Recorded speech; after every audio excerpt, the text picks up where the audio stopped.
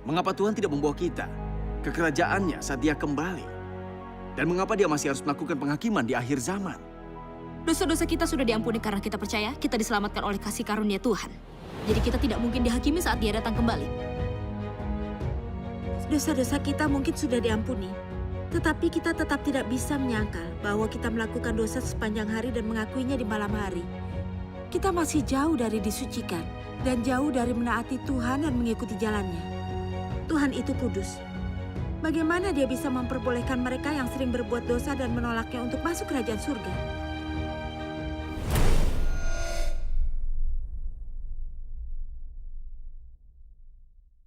Sekarang kalau ada yang ingin bertanya, silakan. Firman Tuhan yang Maha Kuasa mampu menyelesaikan semua masalah tersulit kita. Firman Tuhan dapat langsung mencerahkan dan memuaskan mata kita. Yang benar, kita tidak mendengar Persekutuan mereka benar-benar bagus. Iya, bagus sekali. Puji Tuhan. Aku ingin bertanya. Silakan. Banyak saudara-saudari yakin bahwa dengan beriman kepada Tuhan Yesus, berarti dosa-dosa kita sudah diampuni. Dan kita menikmati banyak kasih karunia Tuhan, serta mengalami belas kasihan dan kemurahan-Nya.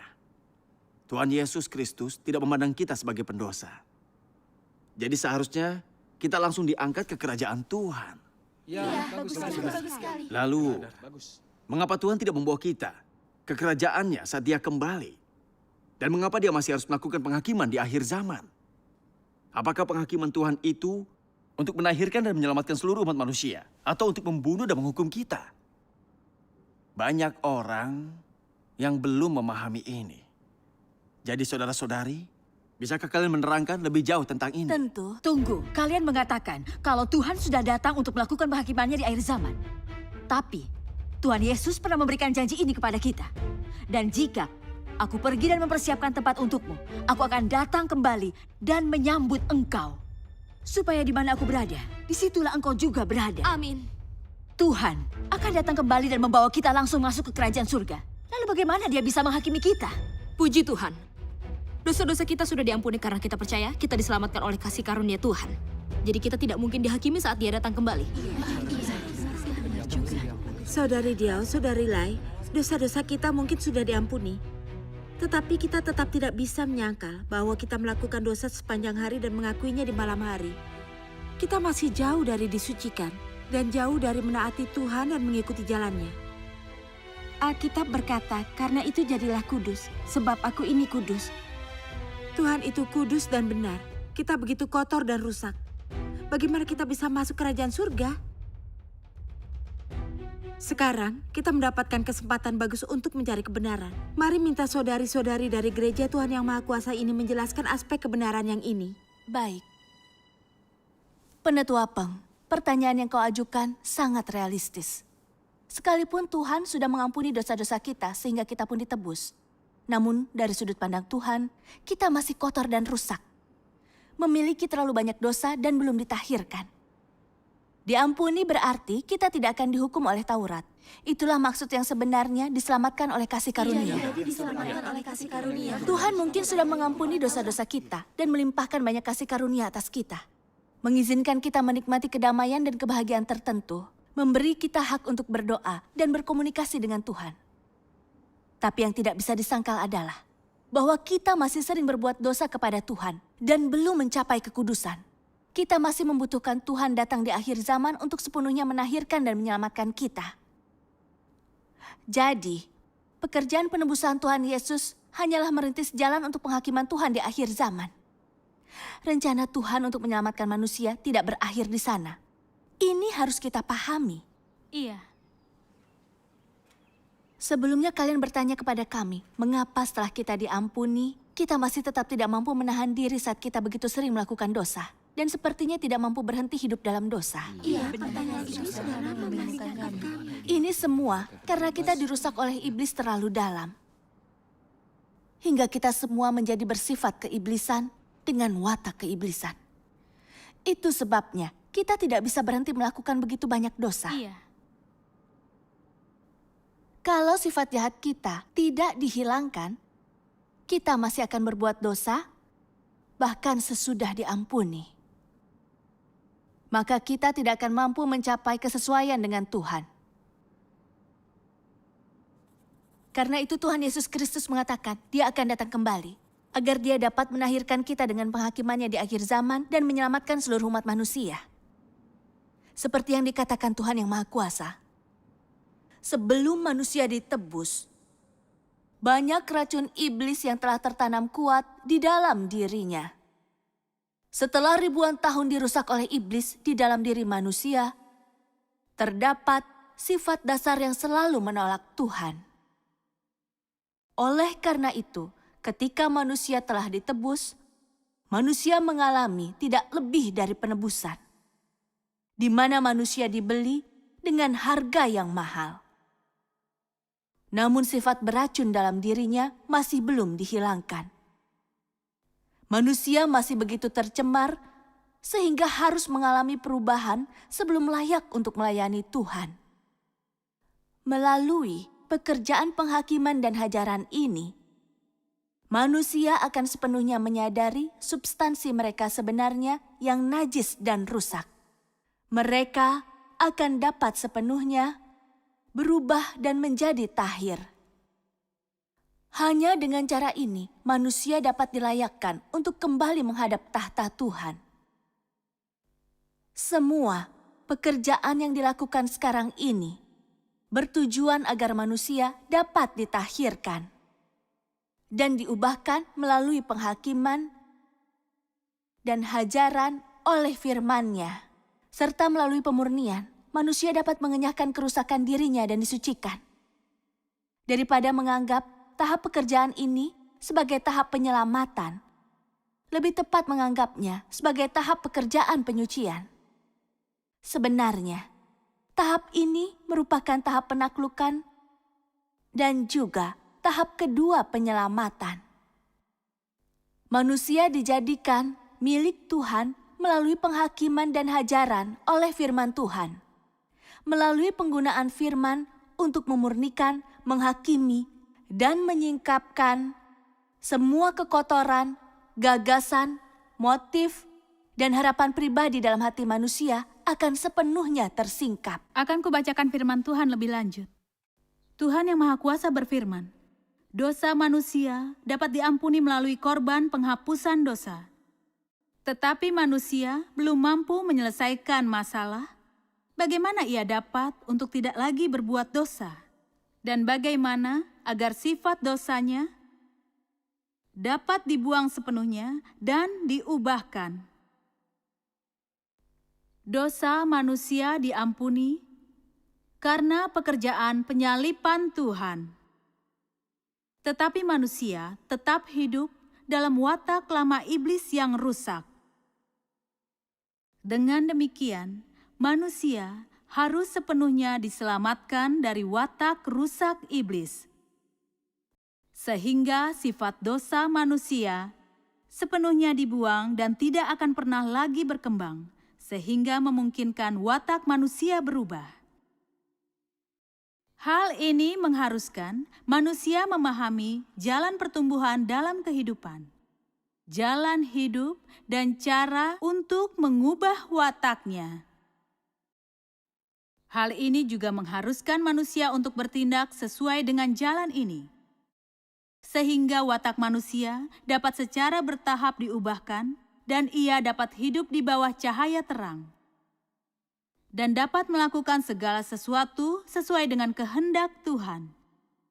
Membuang watak rusak iblis dan membebaskan dirinya dari pengaruh kegelapan iblis, sehingga ia pun benar-benar lepas dari dosa. Hanya dengan begitu, manusia akan menerima keselamatan yang lengkap.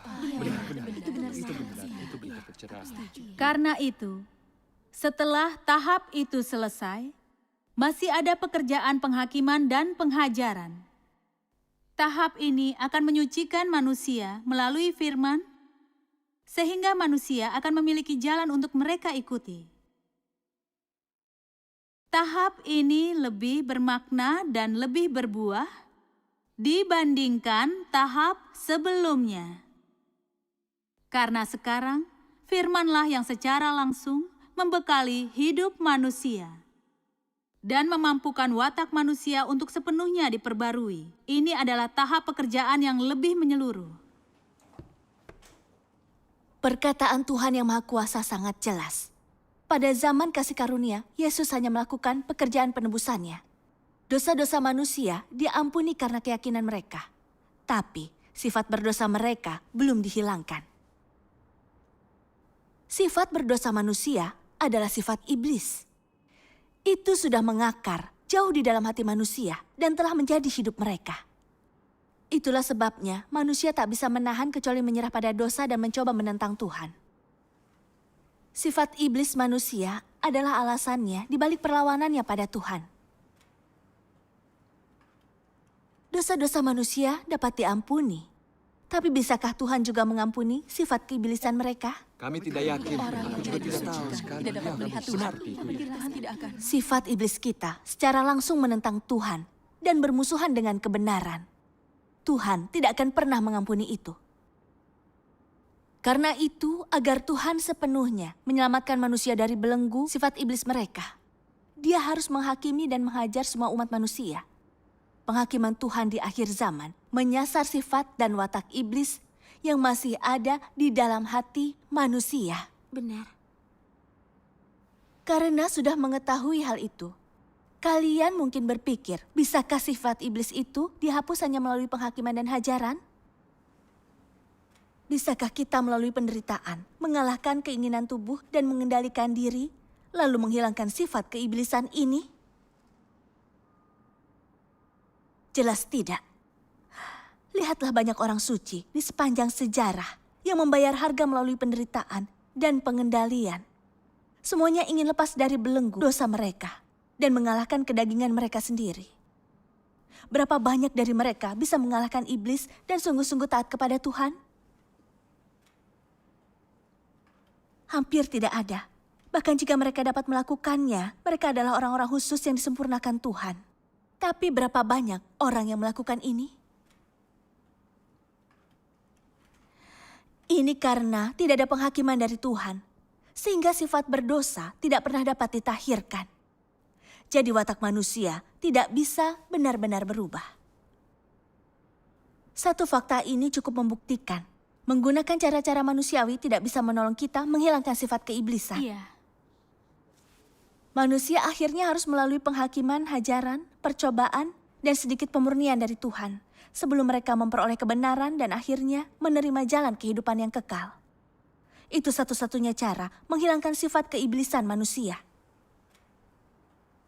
Itu sebabnya, berdasarkan landasan penebusan Tuhan Yesus Kristus atas umat manusia, Tuhan yang Maha Kuasa melakukan penghakimannya di akhir zaman untuk membebaskan manusia dari belenggu dan kendali sifat keiblisannya, supaya umat manusia dapat disucikan dan menerima keselamatan Tuhan dan dimenangkan oleh Tuhan. Dari hal ini dapat kita pahami bahwa ini penghakiman Tuhan di akhir zaman yang bisa sepenuhnya menyucikan dan menyelamatkan umat manusia. Kita tahu kalau ini adalah kebenaran. Iya.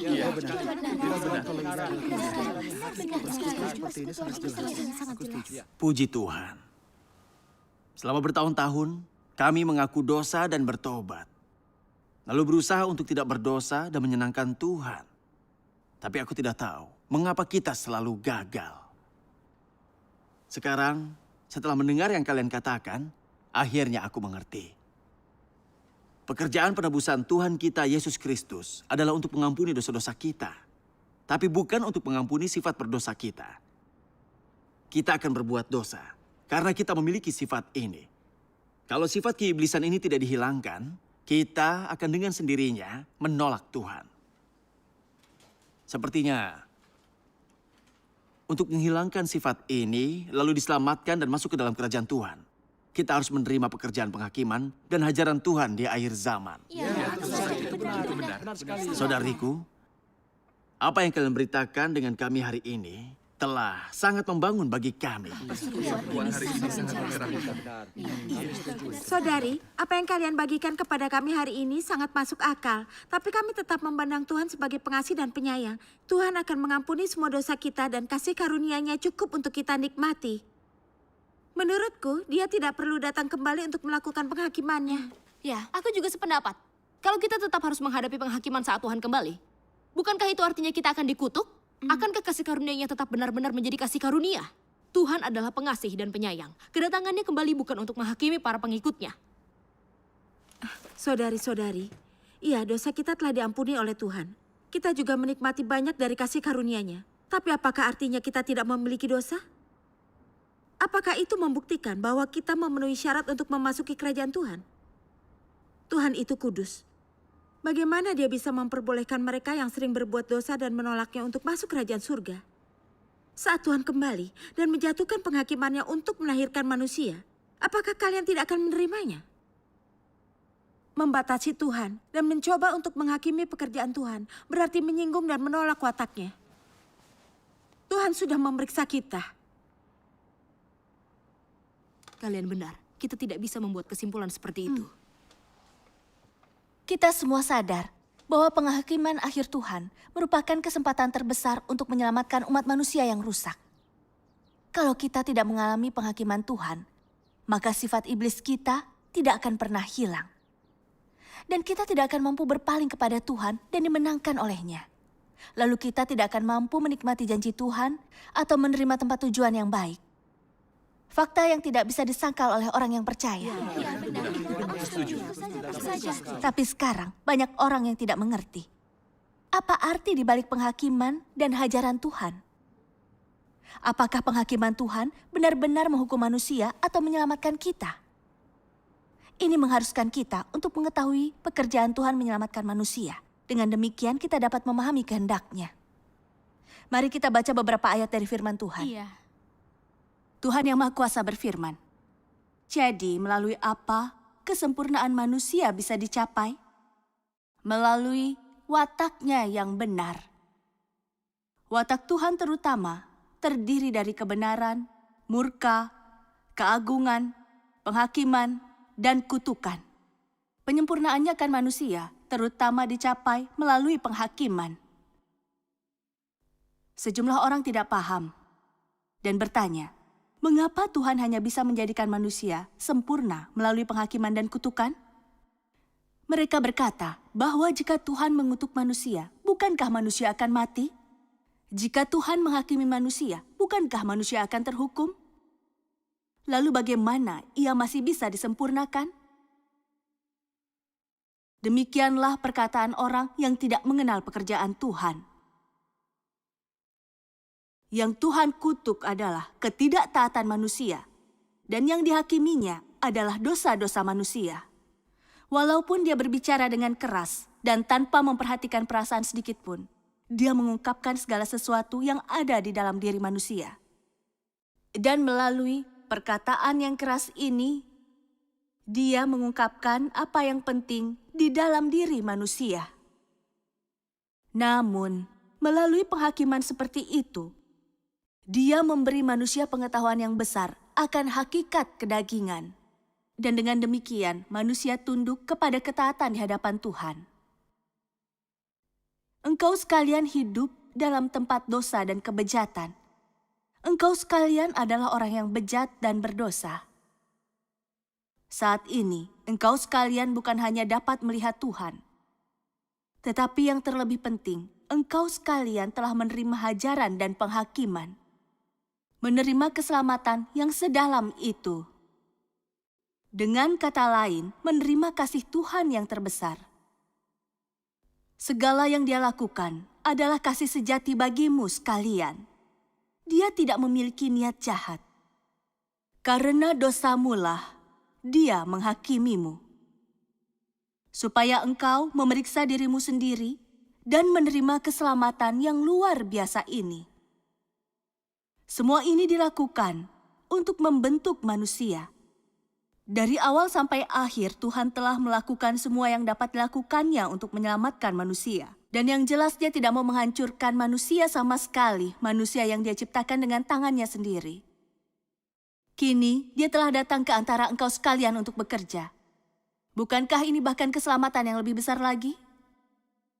Jika Dia membenci engkau sekalian, mungkinkah Dia melakukan pekerjaan yang sedemikian besar untuk memimpin engkau sekalian secara pribadi? Untuk apa Dia menderita demikian? Tuhan tidak membenci engkau sekalian, atau berniat jahat terhadap engkau sekalian. Engkau sekalian harus mengetahui bahwa kasih Tuhan adalah kasih yang paling sejati. Hanya karena ketidaktaatan orang, Dia harus menyelamatkan mereka melalui penghakiman.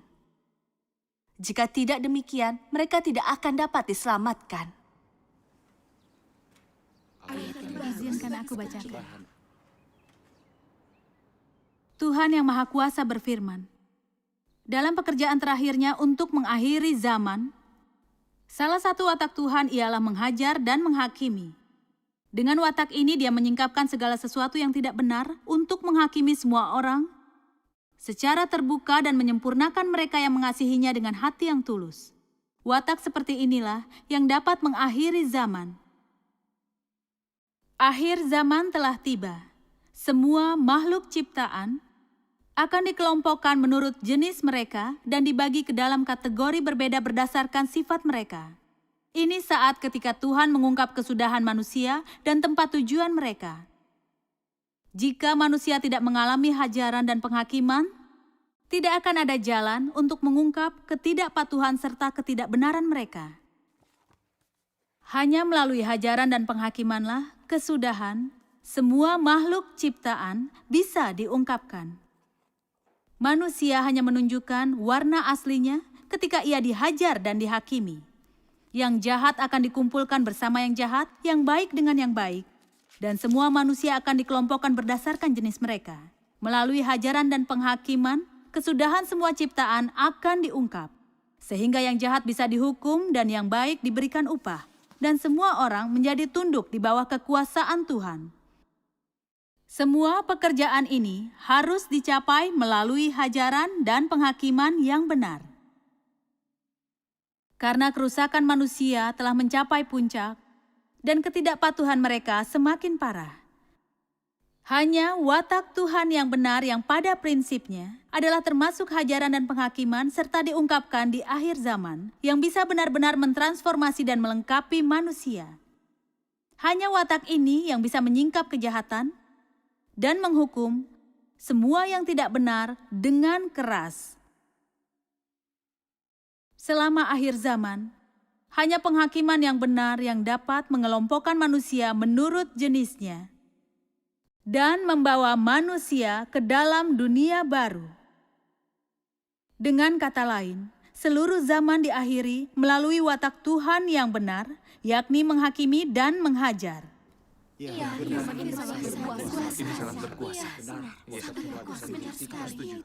Setelah membaca firman Tuhan yang Maha Kuasa, kita dapat melihat sebuah kebenaran bahwa kita dapat mengerti. Manusia yang rusak tidak akan mampu menerima kebenaran dan hidup kalau kita belum mengalami penghakiman Tuhan. Maka sifat berdosa kita tidak akan hilang dan menemukan keselamatan. Kita tidak akan pernah mengenal kebenaran Tuhan atau apa yang dimiliki Tuhan atau siapa Tuhan itu. Manusia telah dirusak oleh iblis selama ribuan tahun. Dan semuanya mempunyai sifat keiblisan. Manusia sudah menjadi sombong, penipu, dan sangat ceroboh. Jadi, meskipun kita percaya Tuhan, kita tidak bisa menahannya dan kita sering berbuat dosa kepada Tuhan. Ini menunjukkan bahwa manusia tidak memiliki pengetahuan yang benar atau takut akan Tuhan. Ini adalah fakta. Supaya orang yang terjebak dalam otak iblis seperti itu bisa sepenuhnya patuh dan menjadi percaya. Menurutmu, metode apa yang harus digunakan Tuhan untuk mendapatkan hasilnya? Apakah itu penghakiman dan hajaran? Bisa kalian jelaskan pada kami? Manusia harus mengalami penghakiman Tuhan supaya bisa melihat kebenaran, keagungan, dan watak murka Tuhan. Dan melihat kebenaran yang telah diungkapkan Tuhan yang Dia gunakan untuk menghakimi dan menahirkan umat manusia. Hanya dengan begitu baru mereka bisa dikuasai. Berlutut sepenuhnya di hadapan Tuhan dan bertobat. Mereka akan mulai memahami kebenaran, melakukan kebenaran, dan secara bertahap mengubah watak mereka menjadi sesuai dengan Tuhan. Tapi mengapa orang-orang percaya dari zaman kasih karunia tidak dapat kesempatan untuk sungguh-sungguh mengenal diri mereka sendiri? Mengapa mereka tidak takut akan Tuhan, sering hidup dalam dosa, memberontak, dan dengan begitu mudahnya melawan Tuhan? Itu karena Tuhan belum melaksanakan penghakimannya di akhir zaman. Tanpa mengalami penghakiman Tuhan, umat manusia tidak mengenali sifat keiblisannya sendiri. Dan watak sombongnya tidak akan pernah bisa berubah. Dia tidak akan bisa meraih ketaatan yang benar dan takut akan Tuhan. Beberapa dari kalian mungkin masih bertanya-tanya, bagaimana kita dapat memikul salib dan kemudian mengikuti Tuhan kalau kita tidak mematuhinya? Pada zaman kasih karunia, kita menyerahkan segalanya untuk membayar harga dan bekerja untuk Tuhan. Tapi kita mengira akan menerima sebuah mahkota dihadiahi dan masuk kerajaan surga. Tapi apakah orang-orang seperti kita benar-benar mengasihi dan mematuhi Tuhan? Apakah watak-watak kehidupan kita sungguh berubah? Apakah kita sudah meraih kesesuaian dengan Tuhan? Lalu mengapa saat kita bekerja bagi Tuhan, kita mencoba untuk menjadikannya transaksi, untuk memanfaatkan dan menipunya? Tuhan memerhatikan kedalaman hati manusia. Manusia melihat yang di luar, Tuhan melihat yang di dalam. Terlepas dari betapa baiknya kita terlihat, kita mungkin tidak mencari hati Tuhan. Karena itu, pekerjaan Tuhan tentang penghakiman yang dimulai dari rumah Tuhan di akhir zaman adalah pekerjaan yang menyasar sifat iblis manusia untuk secara menyeluruh menahirkan dan menyelamatkan umat manusia. Sepertinya kita memang membutuhkan penghakiman Tuhan. Hanya setelah kita mengalami penghakiman Tuhan di akhir zaman, kita dapat melihat sifat kita dan kenyataan bagaimana kita telah dirusak oleh iblis. Dan bagaimana perbuatan-perbuatan kita sudah seperti iblis dan tidak manusiawi. Saat itu terjadi, kita semua merasa malu dan tersungkur di hadapan Tuhan. Kita bertobat kepada Tuhan dan merasa menyesal. Kita tidak pernah lagi merasa seperti kita lebih kuat atau lebih baik. Kita mulai membenci dan mengutuk diri kita sendiri. Dan memilih untuk tidak hidup dalam watak yang rusak. Dan tanpa sadar, kita menjadi jujur dan kehilangan semua keangkuhan kita. Tapi kita juga melihat sendiri bagaimana watak Tuhan terlalu benar, terlalu suci, dan sungguh tidak terbantahkan. Kita pasti akan menaatinya. Kita tidak berbuat semaunya atau mengatakan keinginan kita karena takut membuatnya marah. Kita mulai meninggalkan kedagingan, melakukan kebenaran, dan melalui semuanya itu, kita mengubah cara pandang kita. Watak kita secara bertahap berubah. Dan kita bersedia mematuhi pengaturan Tuhan. Kita tidak lagi dikendalikan keinginan mendapat berkat. Kita hidup dalam rupa manusia sejati. Puji Tuhan. Benar. Syukur kepada Tuhan. Puji Tuhan.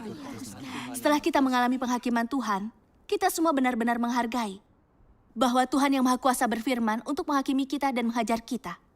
Bukan untuk menghukum atau memusnahkan kita. Tapi sebaliknya untuk menyempurnakan dan menahirkan kita. Karena beginilah cara Tuhan menganugerahkan keselamatan dan pengampunan. Dan juga cara Dia menunjukkan kasih-Nya yang sejati. Amin. Itu benar. Puji Tuhan. Benar sekali.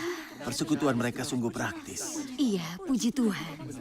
Dan kita juga sudah melihat pekerjaan penghakiman yang dimulai dari rumah Tuhan. Menyasar semua yang menerima pekerjaan Tuhan yang Maha Kuasa di akhir zaman. Tuhan akan membuat kelompok pemenang sebelum bencana terjadi. Orang-orang ini akan menerima janji Tuhan dan masuk kerajaan surga.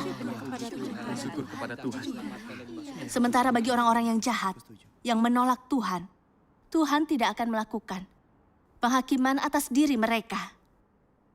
Dia tidak akan menyempurnakan mereka. Sebaliknya, Dia hanya akan membiarkan bencana itu menghancurkan mereka. Jadi sekarang, kita semua mampu memahami bahwa penghakiman Tuhan yang Maha Kuasa kepada orang-orang pilihannya adalah untuk menyucikan, menyelamatkan, dan menyempurnakan. Dan bagi para antikristus dan orang-orang yang benar-benar jahat, yang membenci kebenaran dan menentang Tuhan, itu adalah kutukan dan kehancuran. Kita tahu bahwa ini kebenaran yang mutlak. Itu benar.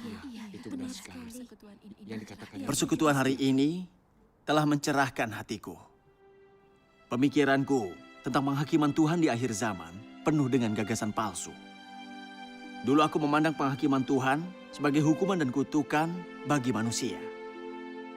Puji Tuhan, karena sekarang aku tahu bahwa penghakiman Tuhan atas umat manusia yang rusak adalah agar Dia dapat menahirkan dan menyelamatkan mereka dan membawa mereka ke tempat tujuan yang indah. Penghakiman Tuhan atas umat manusia memiliki arti penting untuk keselamatan kita. Ini adalah kasih Tuhan yang paling tulus dan sejati kepada kita. Itu benar. Puji Tuhan. Iya, puji Tuhan. Puji Tuhan. Itu benar. Kerusakan umat manusia di akhir zaman sudah terlalu parah. Mereka semua tidak bermoral, bosan dengan kebenaran, membenci kebenaran, dan mereka semua mengabaikan hal-hal yang positif. Mereka tidak memiliki sedikit pun kebenaran. Bahkan mereka menyembah kejahatan, membalikan keadilan, dan mengambil jalan yang jahat. Bahkan orang-orang seperti kita yang sudah bertahun-tahun mempercayai Tuhan, mengikuti jalan berdosa dunia, melawan Tuhan, dan gagal menaati firman Tuhan. Kalau Tuhan tidak menyelamatkan kita, maka kita semua harus binasa karena menolak Tuhan. Cara Tuhan menggunakan penghakiman di akhir zaman untuk menahirkan dan menyelamatkan kita semua harus dilakukan. Orang-orang berkata, obat yang pahit menyembuhkan penyakit. Dan itu seperti kasih Tuhan. Kerusakan kita sudah parah. Menginginkan kerajaan Tuhan dengan kasih karunia. Hanya sekedar fantasi. Kita harus merelakannya. Iya, puji Tuhan. Tuhan yang Maha Kuasa menyempurnakan mereka yang percaya padanya melalui penghakiman dan hajarannya. Juga mengungkapkan mereka yang akan menolaknya, lalu mengupah yang baik menghukum yang jahat dan mengakhiri zaman. Hanya Tuhan yang memiliki otoritas dan kuasa seperti ini. Sepertinya Tuhan yang Maha Kuasa adalah kedatangan Tuhan yang kedua. Akhirnya kita melihat Dia yang sudah kita tunggu-tunggu. Puji Tuhan.